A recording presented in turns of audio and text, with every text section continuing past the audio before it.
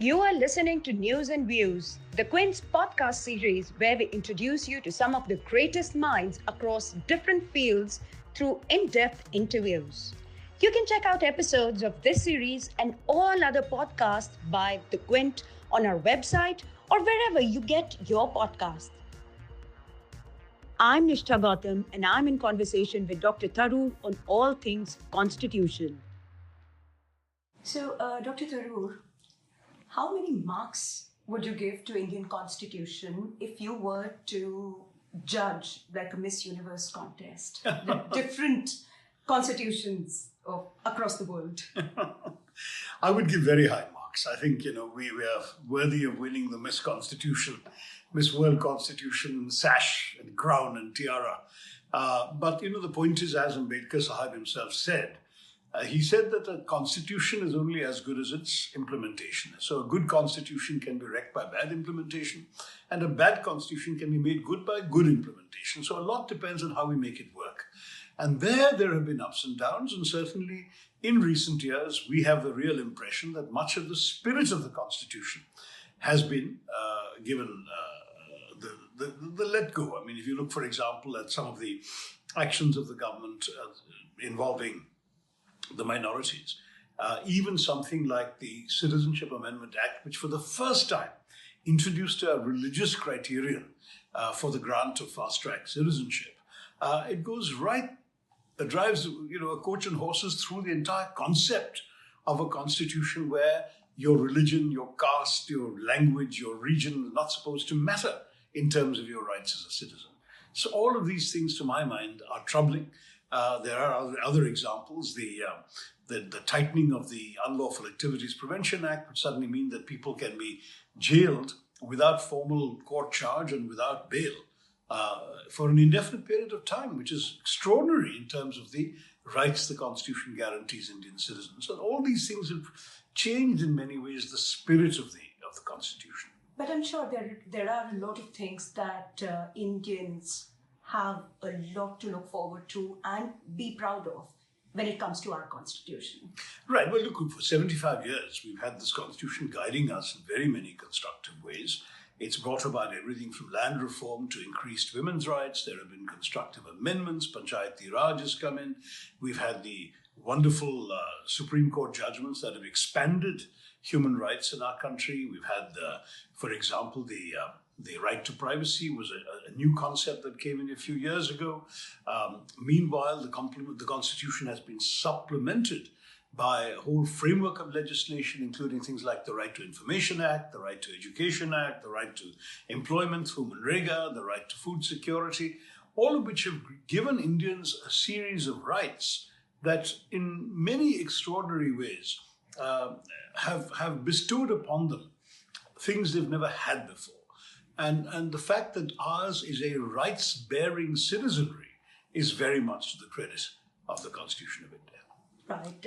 As a parliamentarian, has it occurred to you that the whole paradigm, has to change or to evolve when it comes to constitutional amendments?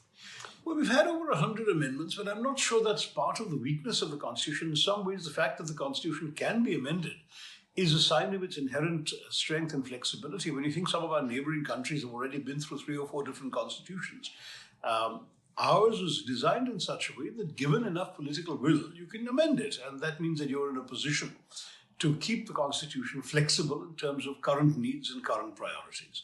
So I don't see this as a weakness yet. And certainly the basic structure doctrine, in any case, gives it a bedrock foundation that cannot be lightly tampered with. So I would say the Constitution has stood the test of time. Right.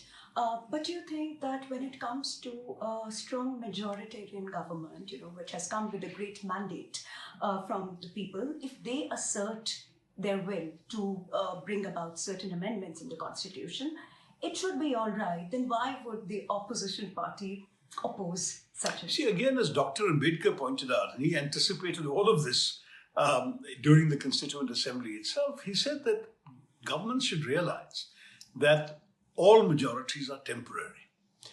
The government at the moment is a majority government, though even there again, as Ambedkar warned, there is a difference between a communal majority and a political majority. And though the BJP thinks it has a political majority, in fact, because its vote base rests entirely on its appeal to Hindu voters, it is still a communal majority. And Dr. Ambedkar warned that this cannot be used to ride roughshod over other sections of our society. I would say that that if the government were to amend the constitution in the direction of creating a Hindu Rashtra or making Hindi the official national language or any of these other pet themes that we've heard BJP MPs articulate from time to time, then I think there will be resistance. And I think that resistance is emerging very much from the same spirit that Dr. Ambedkar cautioned in his famous speech at the conclusion of the deliberations in the Constituent Assembly in November 1949. And his point that you simply have to understand that minority rights must be respected, because since you have a majority, and this is very much a majoritarian government, you actually have a greater duty to be sensitive to and to respect the needs and wishes of the minorities. Right. When it comes to knowing our constitution, do you think that as citizens, as people of India, we the people of India actually know our constitution well enough?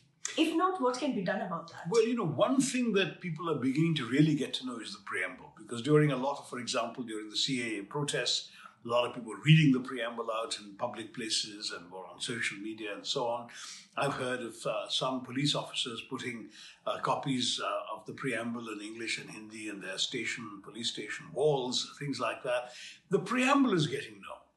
But is there anyone other than professional lawyers who knows the entire Constitution and all the 103 amendments? I'm not sure that's really the case with the average citizen of India, and nor should we expect it to be. I mean, we already have one of the longest constitutions in the world. It would be unreasonable to expect people to know it inside out. What they should know, however, is that there is a constitution. It guarantees our democracy, our human rights, and that if there is an issue where you feel a sense of being aggrieved, you can turn to lawyers and say that surely this is not permitted under our constitution, and you may well be right. Right. As a student, and you join the bureaucracy, and the bureaucrats are supposed to live by the constitution. Did you manage to do that in your career? No, but I didn't work inside India, and I didn't join the Indian government service. I'm not an IAS or IFS person. I went straight into the United Nations service. So there I had a much simpler constitution, the UN Charter, which only had 9 chapters, and was much simpler to digest and manage. And there it was a different system.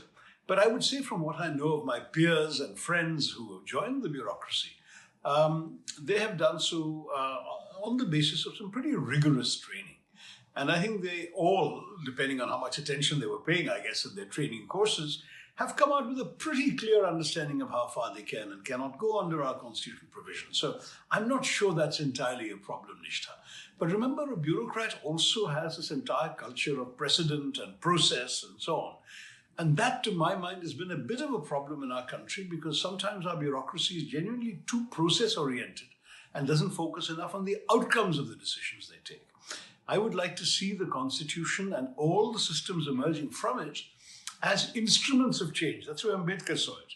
He saw the Constitution and the rule of law as ways to bring about a social transformation in India. But do you think our Constitution is more process-oriented or outcome-oriented? I would say the Constitution cannot be blamed for one thing or the other. It's how it's implemented. The Constitution lays out a framework. Then you have to put the scaffolding. That's the scaffolding. You have to put the building up. And the building is in a constant process of construction. So as we construct the building of our democracy, the edifice of our democracy, the Constitution is the scaffolding on which we build it. And of course, the basic structure is the foundations. That's the way to imagine it. Now, you're keeping on building floor after floor, and some of the 100 floors you built are actually very impressive and give long-lasting rights and benefits. But occasionally, we're throwing people off from one of the high floors, then you've got a problem. And it's the way in which the Constitution is implemented that matters. And that's what Dr. Ambedkar consistently warned us about.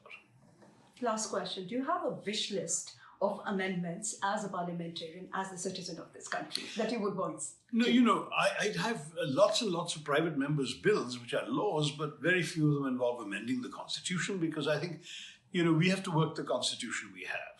Personally, again, like Dr. Ambedkar, I might have preferred a presidential system to a parliamentary one, because I think the parliamentary system is not so much suited to the Indian genius as the presidential one would have been, given the fact that our voters tend to vote for individuals much more than for ideologies or parties, with very rare exceptions.